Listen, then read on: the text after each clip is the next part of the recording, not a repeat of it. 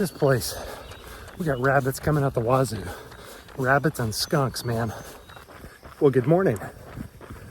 Comfortable? Don't get up. Please remain seated. And let me tell you about hydration packs. One of which I am wearing right now. This is the Nathan Vaporware or Vaporwave something. I'll link it. I'm pretty sure it's been discontinued or upgraded or whatever. I'll link the current version in the description. I've had this puppy for 7-8 years now. It's magnificent. We're going to talk today about when you need hydration packs, why you need hydration packs, and whether or not you need them at all. Some of you marathon runners out there may be scoffing at the hydration pack. Hear me out though. It's quite handy, especially for days like today. We'll get into it in just a minute. All right, Bo, top of the morning. Morning. Tell us real quick when you wear your hydration pack versus not. Just about any run over 6 or 7 miles. 6 or 7, okay.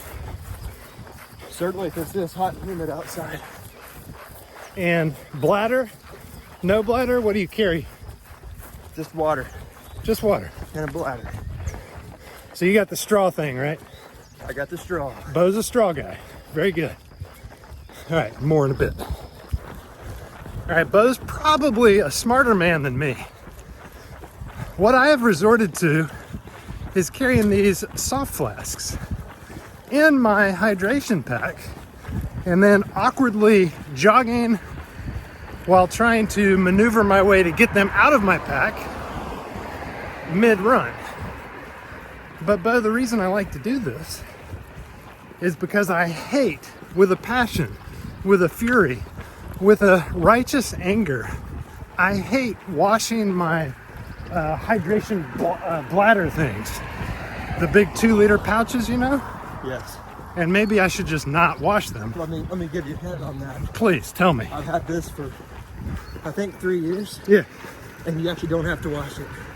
You've never washed it? You just hang it up in the garage.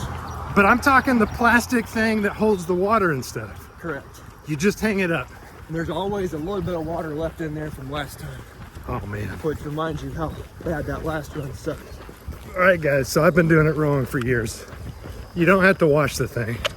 I've been needlessly torturing myself with the rigors of that. All right, more Bo tips later. Now, I do like carrying these soft flasks for another reason. It's not like wobbling around on your backpack or on your back all the time. Those 2 liters, they slosh around when you get moving. So most of my runs, unless I'm out here doing like over 25, over 30, I don't need 2 liters of liquid. So I'll take those 2 soft flasks. However, Bo's got me thinking about trying out maybe half of a bladder because you've got the convenience of the straw. It's like a long straw that loops around. If you've seen a camel pack, that's the same thing. Now, may try that, may not, we'll see. For me, I also have a mileage, so if I'm under 10, 12 miles, I'll carry a soft flask if anything, but that's about the only time. If I'm over that mileage, 15 to 20 really are up, is where I'll carry this, because also, look, you can put a phone right there. I almost said, where's my phone, but I'm holding it. I put my phone right here in a baggie, got other stuff right here. If I could do it all over again, I would actually get one of those where they've got big pockets here for your soft flasks with straws out of them. Then of course, in the back of it back here, you got a big pouch. That's where I keep those soft flasks. I put my flashlight back there. About to take it out of my pocket and put it there in a second, actually. All right, more in a bit. All right, that's close to a wrap for our 10 miler with Bo. Although we've Gattaca'd him, so he's got like almost a mile still to go to get back to his car. like you do. Bo, what hydration vest though did you purchase? This is an Osprey, Osprey. and it was purchased at the REI garage sale. Bo's a high roller like that. About $80 used. Nice. Well, that's reasonable. It's hard to find these for nice ones for under 100. I feel like mine was like non-used 120 or something when I got it. I'll leave links below. You can check them out. Solomon. Did you ever try on the Solomons? I did not. That's like a good brand from what I understand.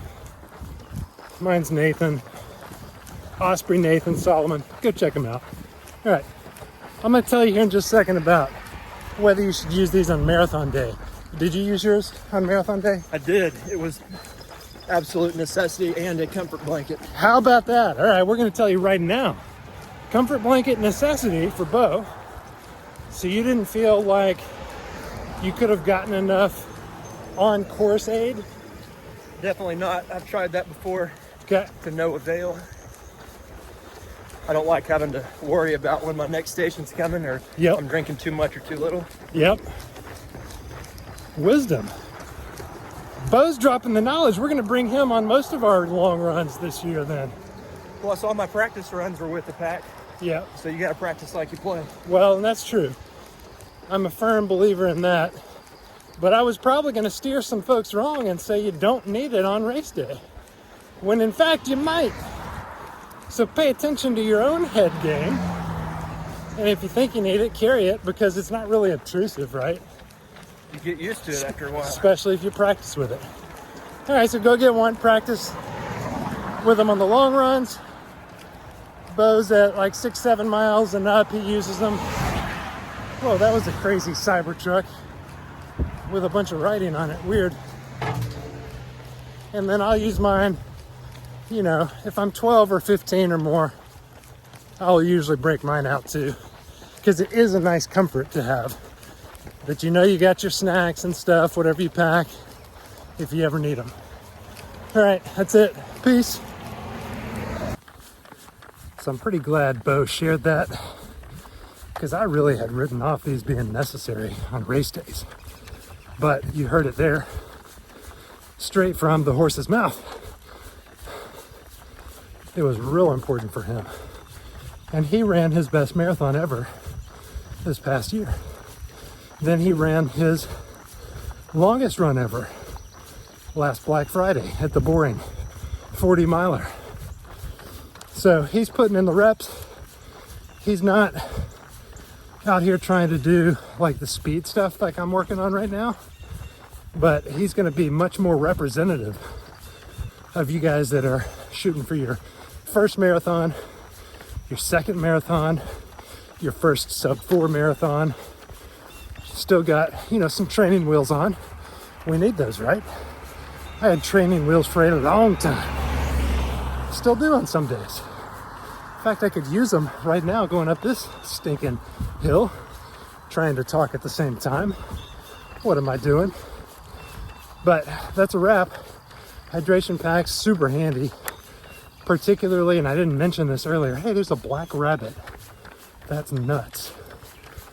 This place, we got rabbits coming out the wazoo. Rabbits and skunks, man. Had a family of 3 skunks scare us earlier. All right, so to wrap it though, especially East Tennessee, anywhere in the Southeast, I'm not gonna say these are a necessity, but it's become a necessity for me. Just makes the long run so much easier when you're by yourself. You don't have to plant water bottles, so forth and so on. They really are comfortable to wear. Well, they're not uncomfortable. You just get used to having it on. Go try them on, make sure they fit. Make sure these are tight, but not too tight. You want them restrictive enough so it's not jumping around on you all the time.